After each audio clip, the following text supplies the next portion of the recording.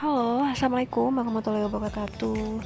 Salam sejahtera bagi kita semua. Sebelumnya, perkenalkan nama saya Rea Arini. Pada kesempatan kali ini, saya akan memaparkan tentang aneka. Nah, ngomongin tentang aneka, sebenarnya apa sih itu aneka? Jadi, aneka itu singkatan dari akuntabilitas, nasionalisme, etika publik, komitmen mutu, dan anti korupsi.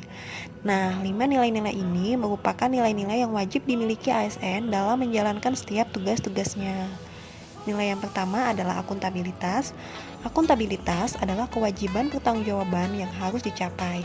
Jadi, akuntabilitas ini merujuk pada kewajiban setiap individu, kelompok, atau institusi untuk memenuhi tanggung jawab yang menjadi amanahnya, yaitu menjamin terwujudnya nilai-nilai publik. Nilai-nilai publik tersebut adalah mampu mengambil pilihan yang tepat dan benar ketika terjadi konflik kepentingan antara kepentingan publik dengan kepentingan sektor, kelompok, dan pribadi.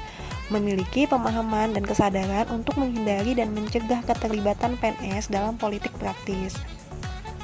Memperlakukan warga secara sama dan adil dalam penyelenggaraan pemerintah dan pelayanan publik. Terakhir, menunjukkan sikap dan perilaku yang konsisten dan dapat diandalkan sebagai penyelenggara pemerintahan. Selanjutnya, nilai kedua adalah nasionalisme. Nasionalisme adalah suatu sikap politik dari masyarakat suatu bangsa yang mempunyai kesamaan kebudayaan dan wilayah, serta kesamaan cita-cita dan tujuan. Dengan demikian, masyarakat suatu bangsa tersebut merasakan adanya kesetiaan yang mendalam terhadap bangsa itu sendiri. Prinsip-prinsip nasionalisme terdiri dari hasrat untuk mencapai kesatuan, hasrat untuk mencapai kemerdekaan, hasrat untuk mencapai keaslian, dan hasrat untuk mencapai kehormatan bangsa. Nilai yang ketiga adalah etika publik. Etika adalah karakter atau etos individu atau kelompok berdasarkan nilai-nilai dan norma-norma luhur. Jadi, etika publik adalah refleksi tentang standar atau norma yang menentukan baik atau buruk, benar atau salah perilaku, tindakan, dan keputusan untuk mengarahkan kebijakan publik dalam rangka menjalankan tanggung jawab pelayanan publik. Nah, untuk dimensi etika publik itu terdiri dari dimensi kualitas pelayanan publik, dimensi tindakan integritas publik, dan dimensi modalitas. Terdapat 15 nilai-nilai dasar etika publik. Hal ini tertuang dalam Undang-Undang ASN pasal 45. Apa saja itu? Yang pertama, memegang teguh ideologi Pancasila, setia dan mempertahankan Undang-Undang tahun 1945 serta pemerintahan yang sah. Mengabdi kepada negara dan rakyat Indonesia, menjalankan tugas secara profesional dan tidak berpihak, membuat keputusan berdasarkan prinsip keahlian, menciptakan lingkungan kerja yang non-diskriminatif, memelihara dan menjunjung tinggi standar etika luhur, mempertanggungjawabkan tindakan dan kinerjanya kepada publik, memiliki kemampuan dalam melaksanakan kebijakan dan program pemerintah, memberikan layanan kepada publik secara jujur, tanggap, cepat, tepat, akurat, berdaya guna, berhasil guna, dan santun.